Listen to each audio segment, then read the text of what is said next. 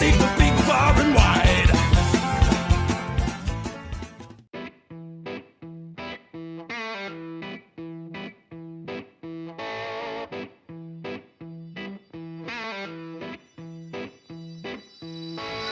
What's up, Whiskey Chaser fam? Welcome back to another video. How's everybody doing? Hope everybody is good. Thank you all for being here. I love you so much. My name is Chase. This is the Whiskey Chaser channel, and we do motorcycle related content in and around New York City. Jumping on the highway right now, getting on FDR South, and of course running late as hell as usual. Story of my life. So it's been a while since we've done a video like this because I've kind of just been busy with life and riding and going places and all this stuff, and I haven't been able to do any sort of like subjects, but I was talking with some friends of mine, a group that I am part of. We are all young and aspiring moto vloggers, up and coming, and I thought this would be pretty fun. And the subject of today's video is 7 reasons why the Yamaha Bolt is a better Sportster than the Harley-Davidson Sportster. I figured I'd ruffle a few feathers out there, see what we got going on. So, number 1, the first reason. This thing is a 950cc sub 1000cc V-twin motorcycle, and man, it can walk a 1200 Sportster. It doesn't have the same numbers technically as what a 1200 Sportster does, but I personally have gone up against 1200 Sportsters, and either they were severely underpowered for some reason, or these guys just didn't know how to ride their bike, because the Yamaha Bolt has taken them all day, every day, all the time. And if you don't like it, get over it, because that's the way it is, yo. Number 2, this thing has way less vibration than a Harley Sportster. In case you guys don't know, I actually do own a Sportster. I have a 2005 883 XL Custom, and that thing vibrates like crazy. Even though it's rubber mounted, it is a 2005 model, so it does have the rubber mounted engine and transmission. But man, that thing vibrates like hell. I have ridden that bike and this bike, both long distance, and dude, the Sportster, it's so bad on your arms and your hands and your shoulders, because the thing just rattles. The Bolt does not. It's super nice. The vibrations are very minimal. It doesn't really have that much of an issue, even if you have the death wobble, which is notorious on the Yamaha Bolts. Still isn't really that bad. I don't know what Harley's doing. I don't know if it's supposed to be like a design choice to like make it vibrate like that or whatever, but I'm telling you, man, it does not feel good. I will take the Bolt over the Sportster long distance any day of the week. That's for damn sure. Number 3, there's only one plug to do the oil change on the Yamaha Bolt. That means that there's no primary oil to change, which is fantastic, and you don't have to worry about getting this one, getting the tube, and then also getting the primary and how to get the oil out of the primary and blah blah blah, and getting it blah blah blah blah blah. Dude, changing all the oil on a Sportster sucks. It does. And having just one plug on the bolts to be able to just whoop, drop all that stuff out and then dump a bunch of oil in and then be done with it, awesome. Number 4, the Yamaha Bolt uses metric parts and Harley parts. So the bars that I actually have here, the TC Bros bars, are marketed as Harley-Davidson bars. Even though they aren't Harley-Davidson brands, they are marketed towards Harley-Davidsons, specifically Sportsters. I've seen bolts with Harley headlights, and I've seen bolts with Harley foot pegs. In fact, the foot pegs on the Yamaha Bolt and the 2018 Softails are exactly the same. If you ever want to change the foot pegs on your Bolt, just get some 2018 and up Softail pegs, and they fit perfectly. It's literally the same exact hinge and everything. Not only can you use, Yamaha parts or parts made for the Yamaha Bolt, but if you have some Harley-Davidson parts lying around, there's a pretty good chance that you can make it fit on your Yamaha Bolt. I know that Chris has a Harley sissy bar on his Bolt, so lots of compatible parts. It's there. Number 5. This one's actually pretty cool. So I think I've said this before in a video, but the Yamaha Bolt actually is only 20 pounds less than my Sportster. I believe the Sportster is 560 pounds, and the Bolt is about 540 pounds, something like that. I'm not sure. But for some reason, the Bolt just feels so much lighter and more nimble than the Sportster does. And I think what that has to do with is the fact that the Bolt just is a lower seat.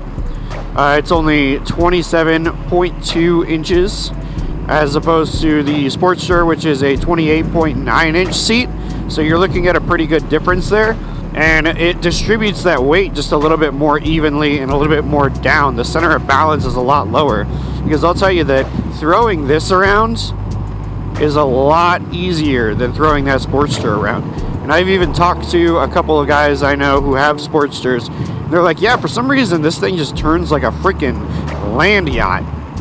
Like, it's not as bad as a bigger bike like a Softail or like a touring bike or whatever. Those things, even though you can whip those things around pretty easily, it's just not as easy as a smaller bike. However, the Bolt just seems so much more simple to whip around than a Sportster. The number 6 reason, number 6, on why the Yamaha Bolt is a better Sportster than the Harley-Davidson Sportster. I just love saying that. This thing is cheap. It's cheaper. It's so much cheaper. You can get a brand new Yamaha Bolt for $8,500. And that's the R-Spec, baby. Not that has much difference, but $8,500. That's pretty crazy for a brand new motorcycle, especially one that's as comparable to an Indian Scout or a Harley Sportster. This is a cool bike and it's cheap.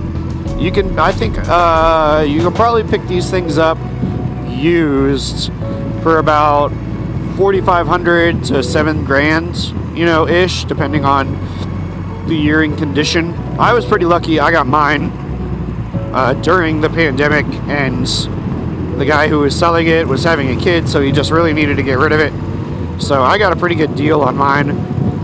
I don't think that there would be many other as good deals out there as what I got, but there are some pretty good deals out there. I see them for sale all the time, and they're cheap, man. They're cheap. Motorcycle Dress Up is making a high compression kit, and I believe it comes with like cams and stuff like that too. So maybe in the near future we'll have something that's going to put even more power out, which this thing is already torquey as hell. If you get the tune, do like a stage 1, which this has a stage 1, and then do like a tune to it, this thing has some serious ripping power, man. And last but not least, the final reason why the Yamaha Bolt is a better Sportster than the Harley-Davidson Sportster, it just looks cooler. I'm sorry. It does, man. Oh, these things are so cool looking. The 1200 Sportsters, don't get me wrong, I like those. I think that they look good. They come with the mini apes, they come with like, the Fort Gators and stuff like that, but I think that these look better. I think they do. And I'm gonna stick to my guns, especially when you do just like a couple little mods to them. These are sick bikes, dude. They look so good. I've never seen a Yamaha Bolt and been like, that's an ugly bike. But I've definitely seen a Sportster and been like, that's an ugly bike. I've seen many Sportsters and said, my Sportster's an ugly bike. Mine is ugly as hell. And there you go, folks. That's it. 7 reasons the Yamaha Bolt is a better Sportster than the Harley-Davidson Sportster. If you agreed with me, let me know in the comments below. If you disagreed with me, let me know in the comments below. I'm sure I'm going to get a lot of hate for this, and I don't really care. You can deal with it. Because it's my channel, and I say whatever I want. speaking of the Sportster, what should we do to the Sportster? What should we do? I want to start doing some stuff to it. I want to start modding it again. I want to start working on it. I have a Patreon, in case you guys don't know. Link is in the description below. And I believe that my Patreon members will be helping me to build this Sportster on what we should do. I know they're going to help me build it by contributing to it, because the Patreon money, all the money that I get from Patreon, that doesn't go towards me. That doesn't go to pay my rent. That doesn't go to buy me beers. But the Patreon money goes towards projects like this, goes towards the Sportster, goes towards maybe a future giveaway bike. Also, I'm going to be doing a 3,000 subscriber giveaway to my Patreon members only. I will be doing a $250 Revzilla gift card. So if you would like to be included in the 3,000 subscriber giveaway and possibly win that gift card, make your way on over to patreon.com/whiskeychaser and sign up. It just costs $1. So in order to spend enough money on my Patreon to pay for that gift card, you would have to sign up for 250 months, which is a lot of months. So you're definitely getting your money's worth by just going on over and signing up for $1. Plus you get access to my Discord, and you get to go hang out with us there, and you will be able to contribute to the Sportster builds. I'm thinking like hardtail, maybe Springer front end. We're going to look at maybe getting a different tank for it, getting some paint on there. I think it'd be pretty tight. So if you want to do that, head on over to the Patreon.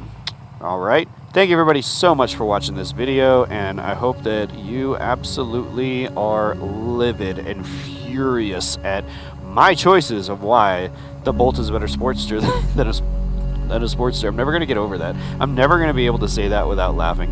If you like this video, please do me a favor and consider subscribing to the channel. And if you're already a subscriber, thank you so much. I love you. Do not forget to leave me a like and a comment down below. My name is Chase. This is the Whiskey Chaser channel. And we'll see you fools later. Peace!